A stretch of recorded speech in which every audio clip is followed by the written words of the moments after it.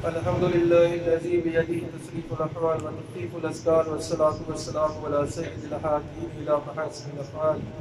أما بعد فأعوذ بالله السميع العليم من الشيطان الرجيم من حمزه ونفخه ونفسه. بسم الله الرحمن الرحيم. قد سمع الله قول التي تجادلك في زوجها وتشتكي إلى الله والله يسمع تحاوركما ان الله سميع بصیر.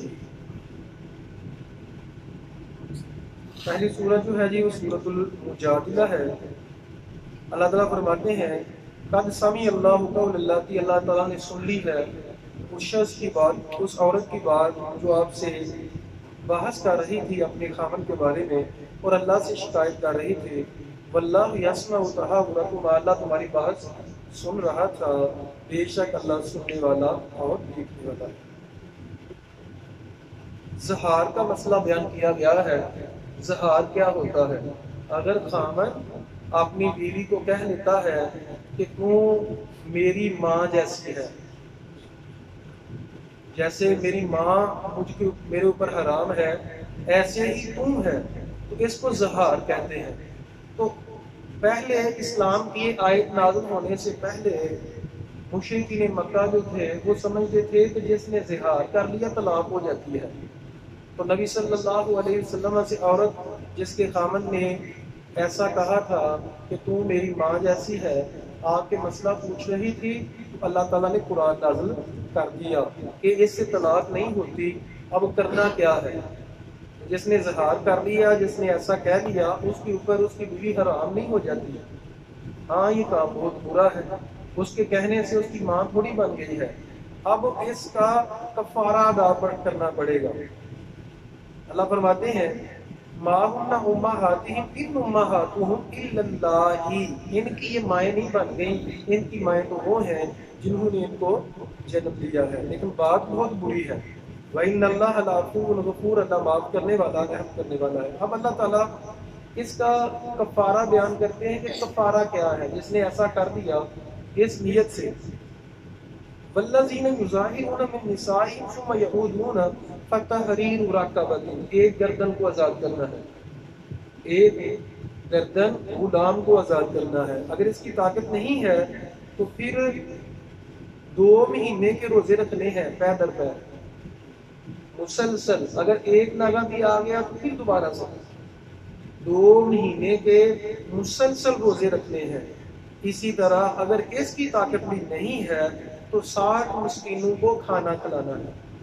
یہی کفارہ روزہ توڑنے کا ہے. اگر کوئی روزہ توڑ لیتا ہے جان بوجھ کے، تو اپنی بیوی سے ہم بستری کر لیتا ہے یا کسی اور طریقے سے روزے کو توڑ لیتا ہے، تو اس کا کفارہ بھی یہ ہے ایک گردن کو آزاد کرے. اگر ایک گردن کو آزاد کرنے کی طاقت نہیں ہے تو 2 مہینوں کے مسلسل روزے. اگر ایک بھی رہ گیا تو پھر دوبارہ نئے سرے سے. اور یہ خامن کو کرنا پڑے گا کیونکہ خامن نے کہا ہے نا، ایک بیوی کا کیا قصور ہے اس میں. تو اگر اس کی طاقت نہیں ہے، 2 مہینے مسلسل روزہ رکھنے کی طاقت نہیں ہے، تو پھر 60 مسکینوں کو کھانا کھلانا ہوگا. ایک ہی دفعہ کھلا سکتے ہیں اور ایک ہی بندے کو 60 دنوں کا کھانا دے سکتے ہیں. تو یہ جو ہے اس کا کفارہ ہے زہار کا. یا ایھا الذین آمنوا اذا جاءکم المؤمنات مہاجرات، 5 نمبر آیت میں اللہ تعالیٰ فرماتے ہیں ان الذین یحادون اللہ ورسولہ، جو اللہ اور اس کے رسول کی مخالفت کریں گے وہ اچھی طرح سن لیں کہ ان کا انجام کیا ہوگا. کُبِتُوا کما کُبِتَ الذین من قبلہم، ان کو ذلیل کیا جائے گا جیسے ان سے پہلے لوگوں کو ذلیل کیا گیا تھا. یعنی جو بھی شریعت کا انکار کرتا ہے، جو نبی پہلے آئے ہیں جو بھی، اور انہوں نے اپنے نبی کی مخالفت کی ہے، ان کو ذلیل کیا گیا ہے. تو اس امت کا بھی یہی مسئلہ ہے. اگر نبی کریم صلی اللہ علیہ وسلم کی کوئی مخالفت کرے گا اس کو ذلیل کر دیا جائے گا. اس کا ایک تو عمل قبول نہیں ہوگا، دوسرا اس کو ذلیل کر دیا جائے گا. وَتِلْكَ حُدُودُ اللَّهِ، اللہ فرماتے ہیں کہ یہ اللہ تعالیٰ کی حدیں ہیں جو اللہ بیان کرتے ہیں۔ سرگوشی کرنے کی ممانعت ہے۔ سرگوشی کیا ہوتی ہے؟ کہ کسی کے کان میں بات کرنا۔ یہودی آ کے نبی صلی اللہ علیہ وسلم سے کان میں باتیں کرتے تھے اور آپ صلی اللہ علیہ وسلم سے بدتمیزی کرتے تھے، تو اللہ تعالیٰ نے سرگوشی کرنے کا اسپیشل حکم جاری کر دیا کہ اب جس نے بھی سرگوشی، ایک تو سرگوشی کرنے کی ضرورت نہیں ہے کہ نبی صلی اللہ علیہ وسلم سے ویسے ہی مسئلہ پوچھو سب کے سامنے، اگر کوئی ایسا ہی مسئلہ ہے کان میں بات کرنی ہے تو اس سے پہلے فرمایا کہ صدقہ دو، اور پھر بھی اگر آپ نے سرگوشی کرنی ہے تو بری بات نہیں کرنی۔ اب یہ تو ہے نبی صلی اللہ علیہ وسلم کے ساتھ۔ اب سرگوشی کرنے کے بارے میں ایک عام حکم ہے جو نبی صلی اللہ علیہ وسلم نے فرمایا جب تم میں سے 3 لوگ بیٹھے ہوئے ہیں تو 2 سرگوشی نہ کریں۔ اگر جب یہ 2 سرگوشی کریں گے یعنی کان میں بات کریں گے تو ایک وقت وہ سمجھے گا شاید میرے بارے میں کر رہے ہیں تو وہ پریشان ہوگا۔ حتی یتناجسان دون الآخر، ہاں اگر اجازت لے لیں اس سے کہ ہم بات کرنا چاہتے ہیں۔ اب دیکھیں اسلام نے کس قدر ایک مسلمان کی عزت کا خیال رکھا کہ اس کو فیل نہ ہو کہ شاید میرے بارے میں بات کی جا رہی ہے، تو سرگوشی کرتے ہوئے ہمیں احتیاط کرنی چاہیے۔ آیت نمبر 17 میں اللہ تعالیٰ فرماتے ہیں لن تغنی عنہم اموالہم ولا اولادہم، ان لوگوں کے نہ تو ہرگز بھی مال کام آئے گا اور نہ ان کے اولاد کام آئے گی۔ لن تغنی عنہم اموالہم ولا اولادہم من اللہ شیئا، کچھ بھی، اولئک اصحاب النار هم فیہا خالدون، یہ لوگ ہیں جہنم والے، اس میں ہمیشہ ہمیشہ رہیں گے۔ اولاد جو ہے کب کام آئے گی؟ اگر اس کی تربیت کی جائے گی، آگے وہ بھی آیت آ رہی ہے سورۃ الحشر۔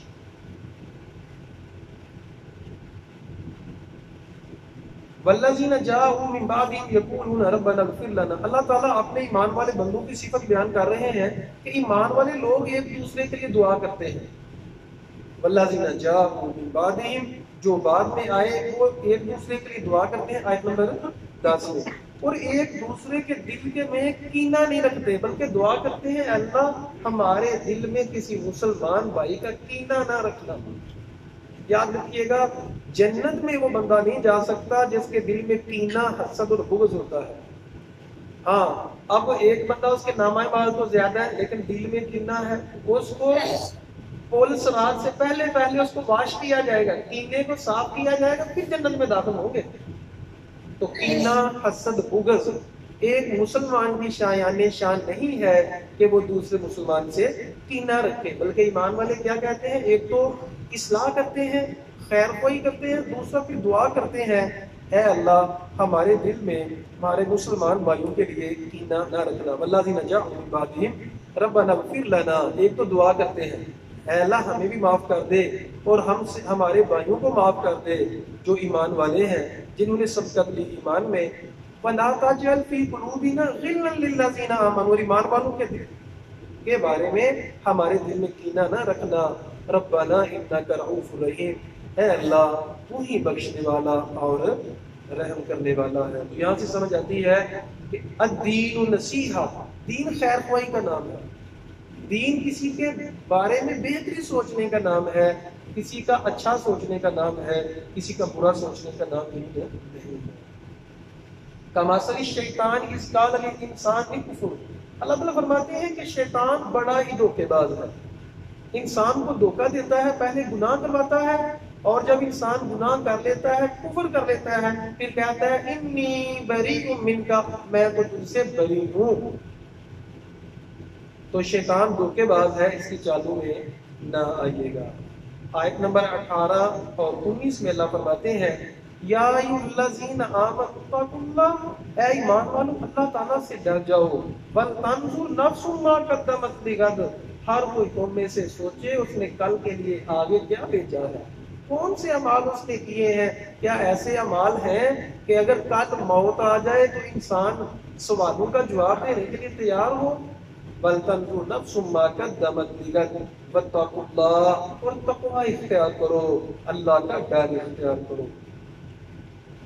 21 نمبر آیت میں اللہ فرماتے ہیں وَلَوْ أَنزَلْنَا هَذَا الْقُرْآنَ عَلَى جَبَلٍ لَرَأَيْتَهُ خَاشِعًا مُتَصَدِّعًا مِنْ خَشْيَةِ اللَّهِ، اے لوگو اگر اس قرآن کو ہم پہاڑ کے اوپر نازل کرتے تو پہاڑ ٹکڑے ٹکڑے اور اس قرآن کے اثر سے پہاڑ ریزہ ریزہ ہو جاتے، لیکن اے انسان تیرا دل ریزہ ریزہ نہیں ہوتا، یہ دہلتا نہیں ہے، یہ ڈرتا نہیں ہے، کیوں کہ دل پتھروں سے زیادہ سخت ہو چکے ہیں۔ اگر پہاڑوں کے اوپر نازل ہوتا وہ ریزہ ریزہ ہو جاتا، لیکن انسان کا دل ریزہ ریزہ نہیں ہو رہا کیونکہ یہ پتھروں سے زیادہ سخت ہے۔ اللہ فرماتے ہیں سورۃ البقرہ میں، لوگوں تمہارے دل پتھروں کی طرح سخت ہو چکے ہیں، بلکہ پتھروں سے زیادہ سخت ہو چکے ہیں، کیونکہ پتھروں سے پتھر تو بعض گر پڑتے ہیں، بعض پھٹ جاتے ہیں، اور بعض پتھروں سے پانی نکلنے لگ جاتا ہے۔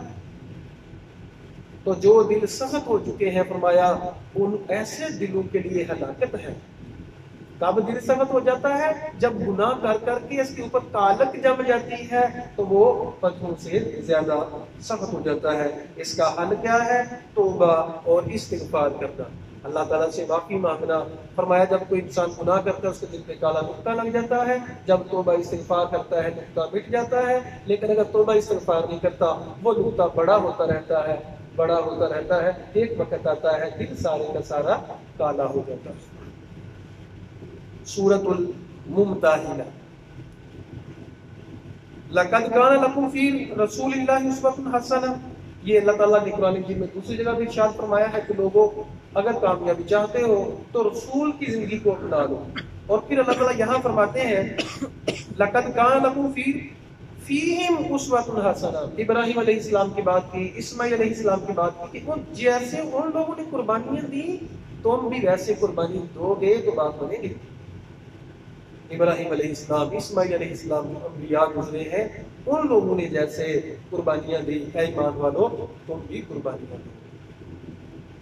بیعت کے بارے میں اللہ تعالیٰ نے سورۃ الممتحنہ، اس کا مطلب ممتحنہ کا ہے کہ انتخاب کرنا، چننا، امتحان لینا۔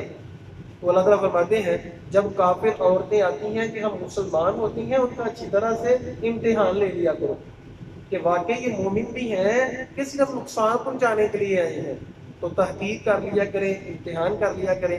پھر بیعت کے بارے میں ہے یا ایھا النبی، اے نبی اب جب بیعت کریں تو خواتین سے بیعت کریں کہ چوری نہیں کرو گی، قتل نہیں کرو گی، اور حدیث میں آتا ہے کہ نبی صلی اللہ علیہ وسلم بیعت کرتے تھے کہ نوحہ نہیں کرو گی۔ یہ جو جب کوئی فوت ہو جاتا ہے تو اس کے اوپر چیخنا، چلانا، باتیں کرنا، اس طرح کے کام نہیں کرو گے۔ نبی صلی اللہ علیہ وسلم بیعت کرتے ہوئے کسی سے ہاتھ، عورتوں کو بیعت کرتے تھے لیکن ہاتھ سے بیعت نہیں کرتے تھے۔ عائشہ صدیقہ فرماتی ہیں کہ نبی صلی اللہ علیہ وسلم بیعت لیتے تھے لیکن مردوں سے ہاتھ سے لیتے تھے، لیکن خواتین خاتون آئی، کہا یا رسول اللہ آپ ہمارے لیے ہاتھ کیوں نہیں آگے کرتے؟ تو نبی صلی اللہ علیہ وسلم نے فرمایا میں خواتین کو ٹچ نہیں کرتا، میں خواتین سے ہاتھ سے بیعت نہیں لیتا۔ تو نبی کے لیے بیعت لینا جائز نہیں ہے ایک کسی غیر محرم عورت سے، تو کسی غیر محرم عورت کو ہاتھ لگانا کیسے جائز ہو سکتا ہے؟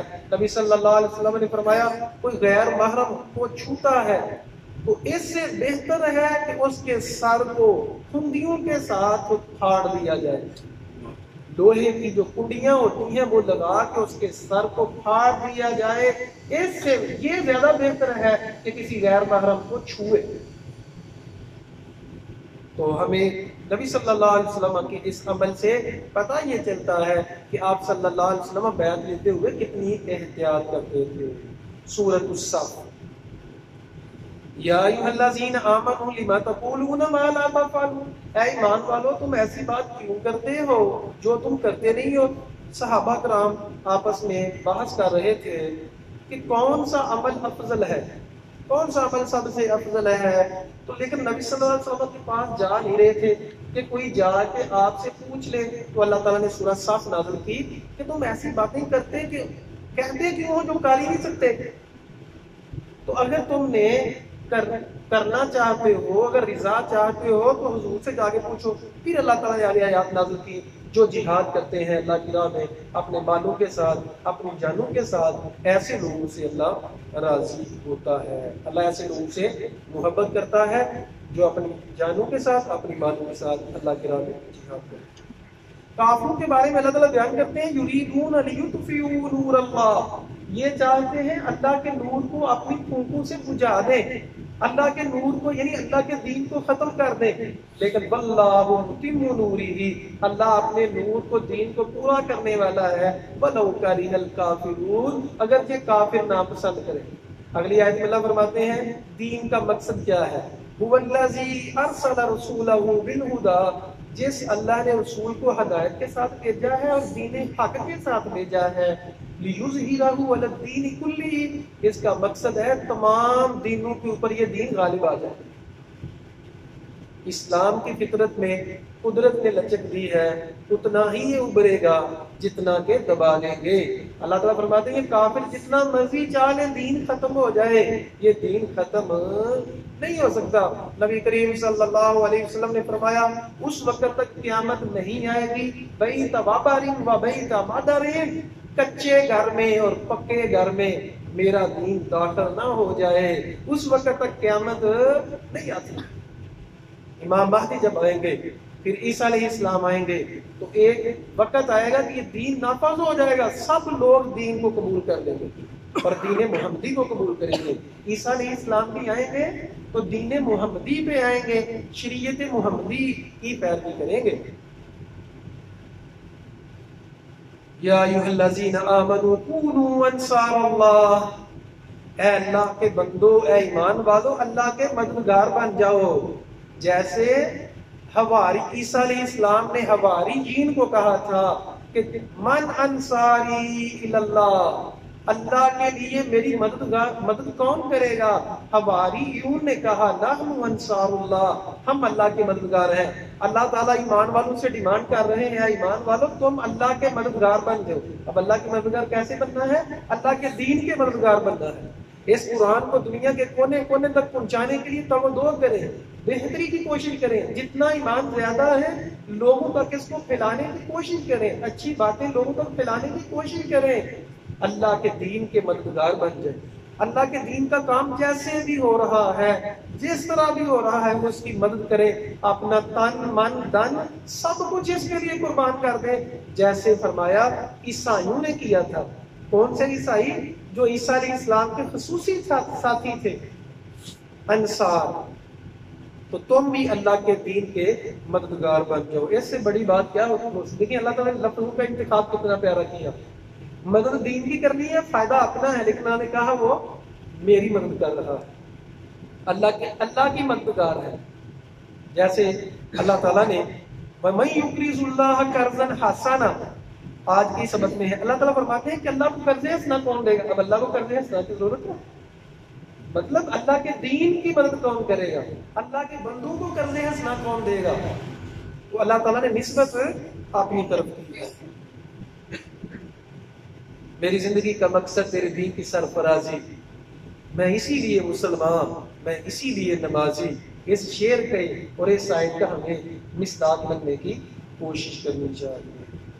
سورۃ الجمعہ، وہ اللہ سے بعث فی الامیین رسولا، وہ اللہ جس نے امیین ان پڑھ لوگوں میں اپنا رسول بھیجا، یتلو علیہم آیاتہ، وہ آیات کی تلاوت کرتا ہے اور ان کو پاک کرتا ہے، ویعلمہم الکتاب والحکمہ، حکمت اور کتاب سکھلاتا ہے۔ علم پر عمل نہ کرنے والوں کی مثال گدھوں کی طرح ہے۔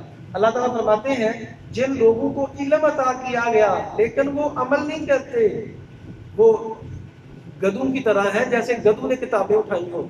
اب گدھے کے اوپر کتابیں لادی ہوئی ہیں، اس کو کیا پتا کہ کیا ہے۔ یہاں سے ایک نقطہ سمجھیے گا، ایک شخص جو ہے اس کو قرآن تو یاد ہے، لیکن قرآن ایسے تو پڑھنا آتا ہے لیکن اس کو سمجھ کے نہیں پڑھتا۔ تو اللہ تعالیٰ مثال دے رہے ہیں، یہاں سے دو مسئلے ثابت ہوتے ہیں، ایک علم ہے عمل نہیں ہے، دوسرا یہ پتہ ہی نہیں ہے کہ میرے پاس علم کیا ہے۔ میری بات سمجھ آ رہی ہے؟ جیسے گدھے کو نہیں پتا کہ میرے اوپر کیا لادا ہوا ہے، ایک شخص کو پتہ ہی نہیں ہے کہ میں حفظ کیا کیا ہوا ہے۔ فضیلت اس کی ہے، اپنی جگہ فضیلت ہے، بڑی فضیلت ہے، لیکن مقصد نہیں ہے۔ ایک شخص کو تلاوت زبانی اوپر سے دیکھ کے تو آتی ہے، لیکن اس کو یاد اس کی سمجھ نہیں ہے کہ اللہ فرما کیا رہے ہیں۔ تو اللہ تعالیٰ فرماتے ہیں یہاں کہ جو لوگ عمل نہیں کرتے ان کی مثال گدھوں کی مثال ہے. بڑی ہی سمجھنے والی آیت ہے. ویسے تو ہر آیت سمجھنے والی ہے، لیکن یہ روکتے کھڑے کر دینے والی ہے آیت. اگر ہم روکتے کھڑے اگر ہم کھڑے کرنا چاہتے ہیں، اگر ہم سمجھنا چاہتے ہیں، اور یقین کریں بڑی ہی رونے والی آیت ہے.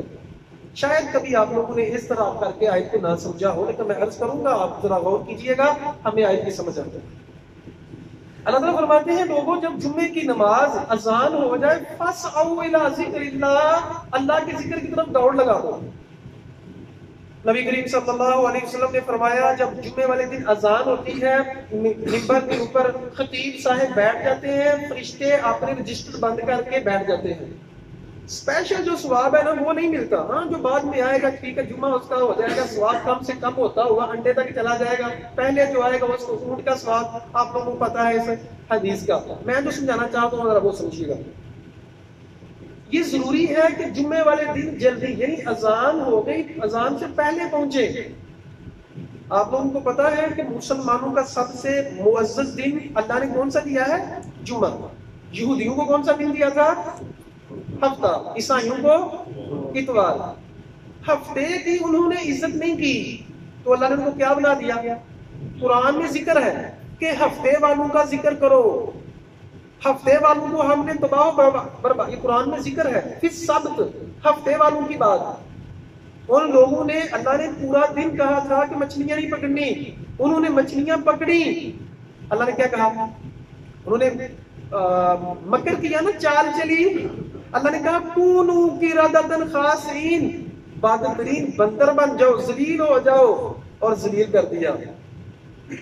مجھے یہ بتائیں، میں آپ سے سوال کرتا ہوں، ہمیں ذرا سمجھنا ہے، ہمیں صرف کیا سارا جمعہ جو ہے یہ کام نہیں کرنا؟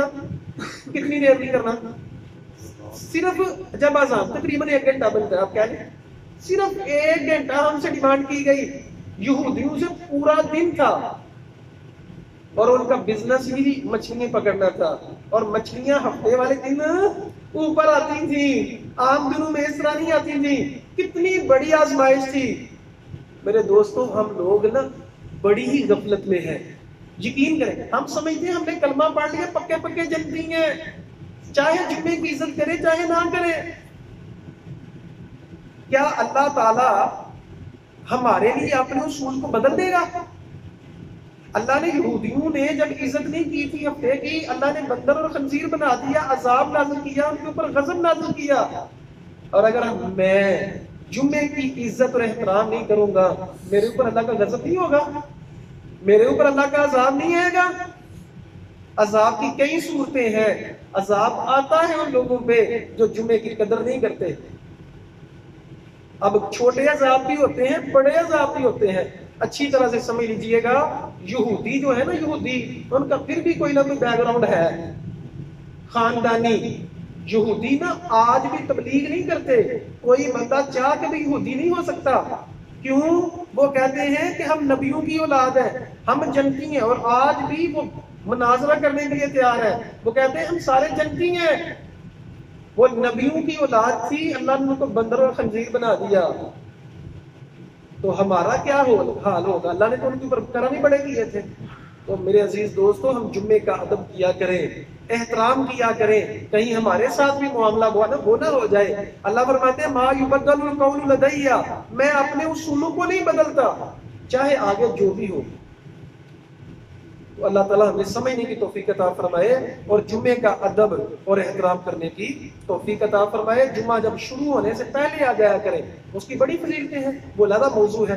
لیکن میں جو ڈرانا چاہتا ہوں اس بات سے کہ ہم جمعہ ختم ہو جاتا ہے، پھر لوگ آتے ہیں، پھر بیچارے خطیب کو نہیں پتا اس نے کیا سمجھانا ہے، پھر بس دعا ہوتی ہے اور لوگ چلے جاتے ہیں. اتنی بے قدری ہم کرتے ہیں جمعے کی، کاش ہمیں سمجھ آ جائے. سورۃ المنافقون، منافقون کے بارے میں اللہ فرماتے ہیں کہ منافق کہتے ہیں نا ہم ایمان لائے، تو یہ منافق ایمان والے نہیں ہیں، یہ جھوٹ بول رہے ہیں. اللہ فرماتے ہیں آپ ان کے لیے معافی مانگے یا نہ مانگے، اللہ تعالیٰ ان کو معاف نہیں کرے گا. قرآن مجید میں اللہ تعالیٰ دوسری جگہ فرماتے ہیں اگر 70 دفعہ بھی معافی مانگے تو اللہ نہیں معاف کرے گا. نبی صلی اللہ علیہ وسلم نے فرمایا اگر مجھے پتا ہو کہ اگر 71 دفعہ مانگنے سے اللہ معاف کر دے گا تو میں 71 دفعہ مانگتا. اتنے زیادہ حدیث تھے. اور عبداللہ بن ابی کا جنازہ بھی پڑھایا، بلکہ اس کو اپنی قمیض بھی عطا کی دفنانے کے لیے. 9 نمبر آیت میں اللہ فرماتے ہیں یا ایھا الذین آمنوا لا تلھکم اموالکم ولا اولادکم عن ذکر اللہ. اے ایمان والو، تمہارے مال اور تمہاری اولاد اللہ کے ذکر سے غافل نہ کرے. مال کی وجہ سے اور اولاد کی وجہ سے اللہ سے دور نہ ہونا. وَأَنفِقُوا مِن قَبْلِ أَن يَأْتِيَ، اور اس سے پہلے اللہ کی راہ میں خرچ کر لو. یوم لا بیع فیہ ولا خلہ، کہ اس دن، وہ دن آ جائے قیامت کا یا تمہیں موت آ جائے پھر تم کہو اے اللہ ہمیں دنیا میں دوبارہ بھیج، ہم خرچ کرنا چاہتے ہیں. اس وقت سے پہلے خرچ کر لو. ایک تو غفلت میں نہ پڑو، تمہارے مال اور تمہاری اولادیں تمہیں غافل نہ کریں، اور دوسرا فرمایا کہ خرچ کیا کرو، زیادہ سے زیادہ اللہ کی راہ میں خرچ کیا کرو. سورۃ التغابن میں بھی اللہ تعالیٰ نے یہی موضوع بیان کیا، لیکن انداز تھوڑا مختلف ہے. اے ایمان والو ان من ازواجکم و اولادکم عدو، اے ایمان والو تمہاری اولاد اور تمہاری بعض بیویاں تمہاری دشمن ہیں، ان سے بچ کے رہنا. اب یہاں سے مراد کون سی اولاد اور کون سی بیویاں ہیں؟ جو دین سے دور کرتی ہیں، جو اولاد دین کے کام کرنے میں رکاوٹ ہے، وہ بیویاں. یہ آیات نازل ہوئی تھی. کچھ صحابہ کرام جو تھے مکہ میں رہ گئے، اب ہجرت تو کرنا چاہتے تھے لیکن اپنی بیوی یا اولاد کی وجہ سے ہجرت نہ کر سکے. تو جب انہوں نے ہجرت کی، مدینے آئے تو دیکھا کہ جنہوں نے پہلے ہجرت کی تھی وہ تو بہت کچھ دین سے سیکھ چکے ہیں. تو پھر انہوں نے اپنی اولادوں کو سزا دینے کی ٹھانی کہ ہم ان کو سزا دیں کہ بیویوں کو طلاق دے دیں کہ ان کی وجہ سے یہ ہمیں دین سے تھوڑا دور ہو گئے ہیں. تو اللہ تعالیٰ نے فرمایا کہ اب معاف کر دو ان کو، لیکن یہ یاد رکھو کہ تمہاری بعض اولاد، ساری اولاد نہیں، وہ اولاد جو تمہیں دین سے دور کرتی ہیں، وہ بیویاں جو تمہیں دین سے دور کرتی ہیں، رکاوٹ ہیں، فرمایا وہ دشمن ہے تمہاری، وہ اولاد تمہاری دشمن ہے، ان سے بچ کے رہنا. تو آگے اللہ تعالیٰ فرماتے ہیں کہ انما اموالکم و اولادکم فتنہ، تمہارا مال اور تمہاری جو اولاد ہے یہ تمہارے لیے فتنہ ہے. مال کیسے فتنہ ہے؟ ایک واقعہ ہے، مختصر کر کے میں سنا دیتا ہوں، ڈیٹیل میں ہے ویسے لیکن میں مختصر سنا دیتا ہوں. اللہ تعالیٰ دے کے بھی آزماتا ہے، اللہ لے کے بھی آزماتا ہے. نبی صلی اللہ علیہ وسلم نے فرمایا کہ بنی اسرائیل کے اندر 3 لوگ تھے جن کا اللہ تعالیٰ نے امتحان کرنا چاہا.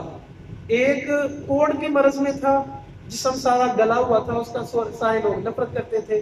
ایک گنجا تھا اور تیسرا اندھا تھا.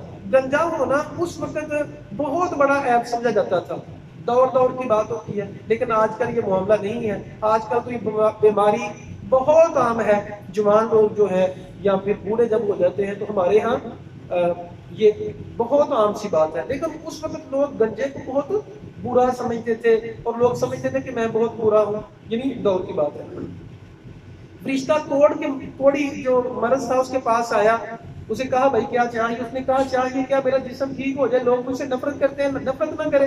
فرشتے نے ہاتھ پھیرا اور اللہ تعالیٰ کے حکم سے وہ بندہ ٹھیک ہو گیا. اب کہا فرشتے نے چاہیے کیا؟ جسم تو میرا ٹھیک ہو گیا، مال کیا چاہیے؟ اس نے کہا اونٹ دے دو. ایک اونٹنی دے دی اور برکت کی دعا کر دی. دوسرے شخص کے پاس گیا جو گنجا تھا، کہا کیا چاہیے؟ کہا یار بال اگ گئے، بس مجھے لوگ نفرت کرتے ہیں، میرے بال اگ گئے، یہی میں چاہتا ہوں.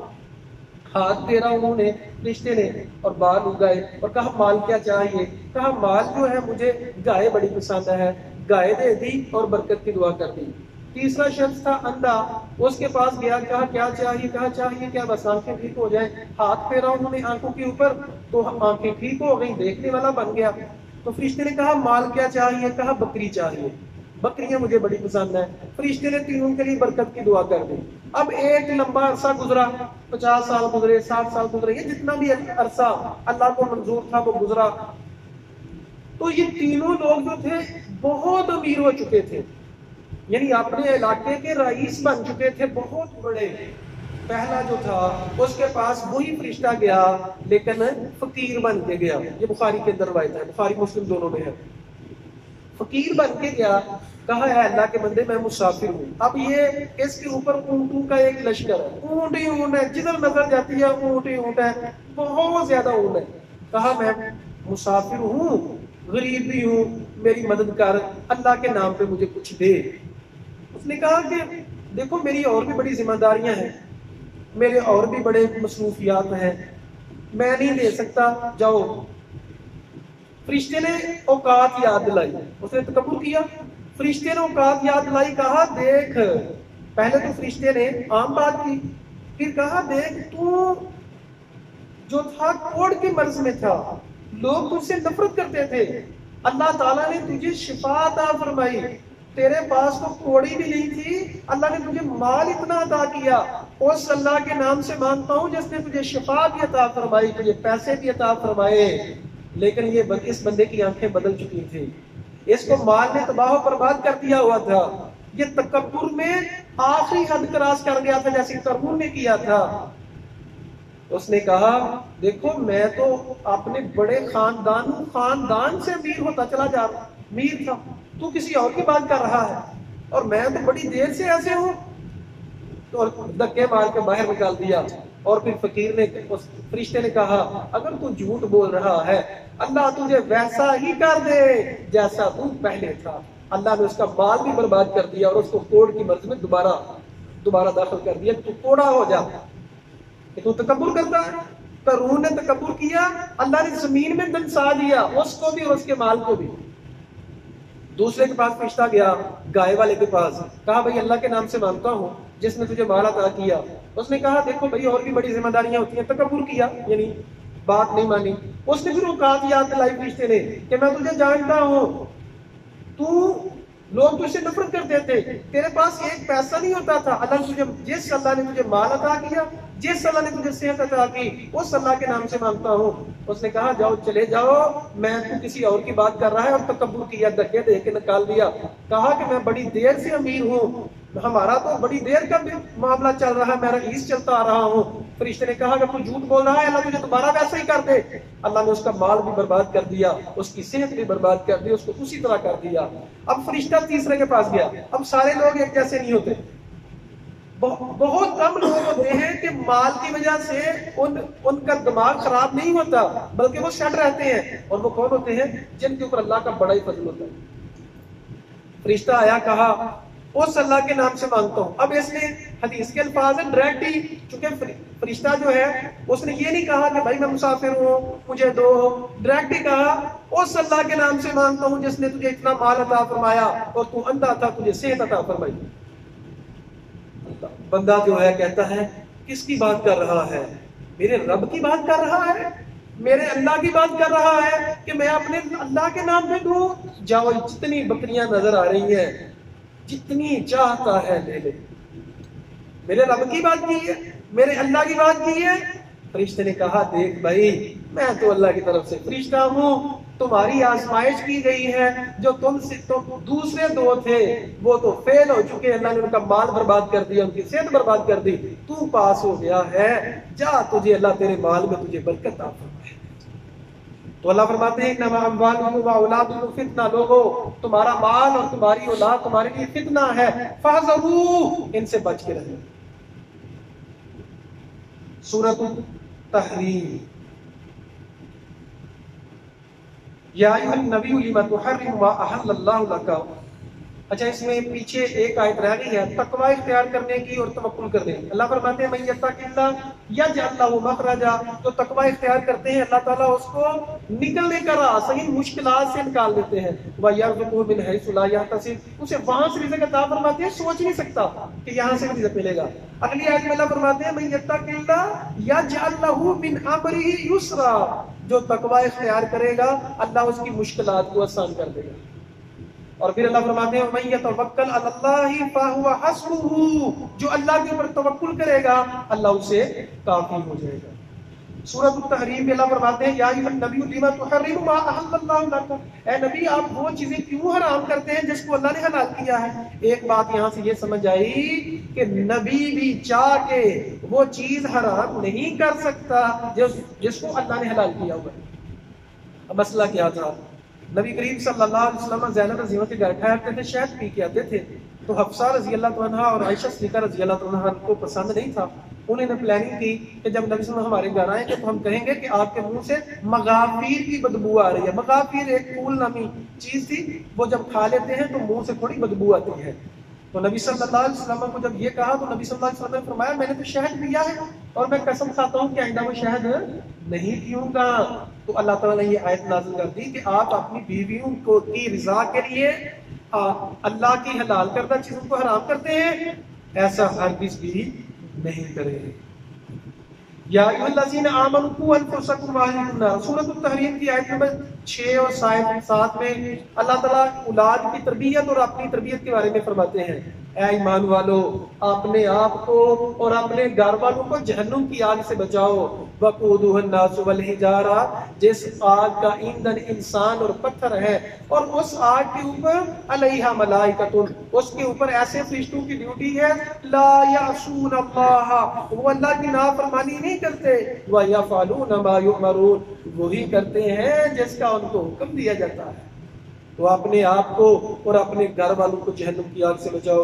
نبی کریم صلی اللہ علیہ وسلم نے اولاد کی تربیت کے بارے میں فرمایا جب بچے 7 سال کے ہو جائیں انہیں نماز کا حکم دو, پھر مسلسل تبلیغ کرو. 3 سال دیکھیں, 7 سے لے کے 3 سال 10 سال تک پیار سے سمجھانا, سمجھاتے رہو, اتنی لمبی ٹریننگ ہے. جب 10 سال کے ہو کے نہیں پڑھتے ان کو پھینٹی لگاؤ. یہ کون فرما رہے ہیں؟ رحمت العالمین نبی کریم صلی اللہ علیہ وسلم, جنہوں نے 10 سال خدمت کی. انس بن مالک نے کہا مجھے کبھی ڈانٹا تک نہیں ہے. یہ رحمت العالمین اتنا پیار کرنے والے بچوں سے, لیکن کہا کوئی 10 سال کے ہو کے نماز نہیں پڑھتا فضربوا, ان کو مارو, سزا دو. اب لوگ جو ہیں کوئی چیز ٹوٹ جائے, گلاس ٹوٹ جائے, موبائل گم ہو گیا, بڑا غصہ چڑھتا ہے. اس کا مطلب ہے چیزوں کی قدر تمہارے ہاں زیادہ ہے, نماز چھوڑنے پرواہ نہیں کرتے, ابھی تو بچہ ہے. اللہ کرے ہمیں ان چیزوں کی سمجھ آ جائے. تو دین کی جو ہے غیرت وہ زیادہ ہونی چاہیے, تربیت کی غیرت زیادہ ہونی چاہیے. اللہ تعالیٰ فرماتے ہیں ایمان والو اپنے آپ کو اور اپنے گھر والوں کو جہنم کی آگ سے بچاؤ. مرتے دم تک کے لیے, جب تک آپ کی سانس آخری سانس ہے, سانس تک اور خون کے آخری قطرے تک اپنے بچوں کو سمجھاتے رہیں, ان کی تربیت کریں, ان کو سمجھاتے رہیں.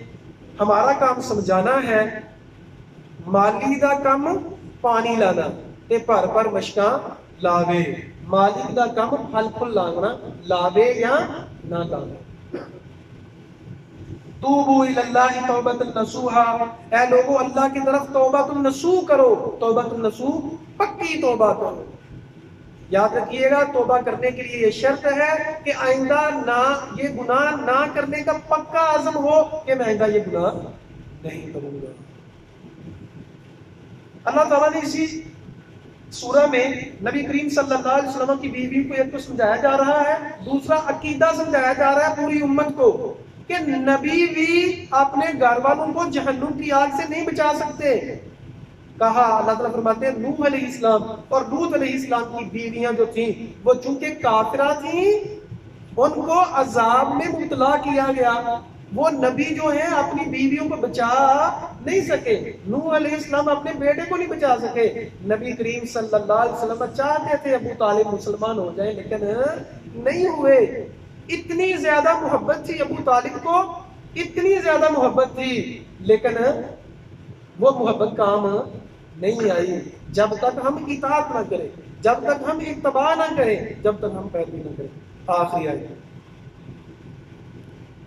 فرعون کی بیوی کا اللہ تعالیٰ یہاں ذکر کرتے ہیں کہ دیکھیں وہ کتنا جابر تھا, کتنا ظالم تھا, اپنے آپ کو رب کہتا تھا, لیکن فرعون کی بیوی آسیہ مسلمان ہو گئی.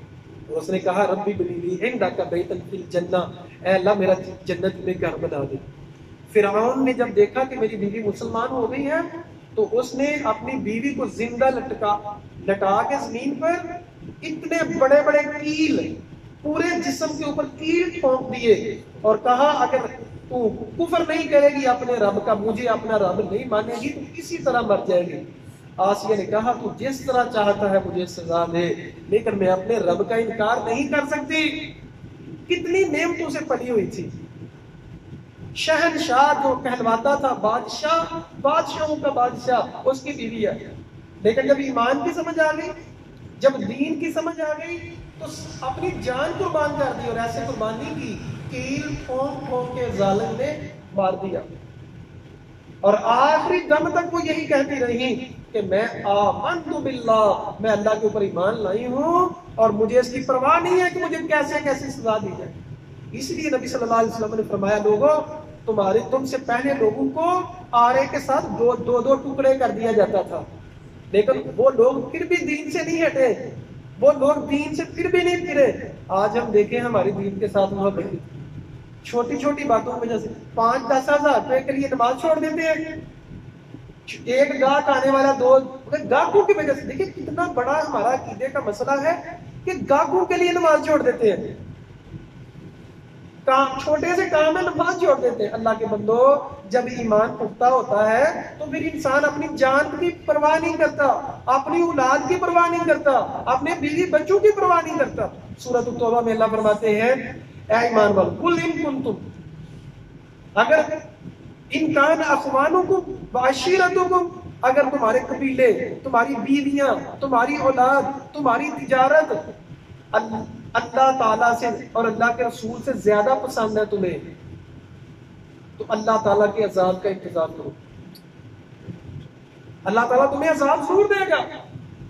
تو ایمان کیا ہے؟ اپنی جان سے زیادہ پیار کرنا۔ نبی صلی اللہ علیہ وسلم نے فرمایا جب تک تم اپنی جان سے، بھائی بچوں کی جان تو پیچھے ہوتی ہے نا، اپنی جان آگے ہوتی ہے، اپنی اولاد، اپنا مال، اپنا سب کچھ، اپنی جان سے بھی زیادہ نہ چاہو گے حضور کو، دین کو، تو مومن نہیں ہو سکتے، ایمان مکمل نہیں ہو سکتا۔ اللہ تعالیٰ سے دعا ہے اللہ ہمیں اپنے ایمان کی فکر عطا فرمائے اور ہمیں اپنا ایمان مضبوط کرنے کی توفیق عطا فرمائے، عمل کرنے کی توفیق عطا فرمائے، اپنی اور اپنی اولادوں کی تربیت کرنے کی توفیق عطا فرمائے۔ اقول قولی ھذا استغفر اللہ لی ولکم ولسائر المسلمین۔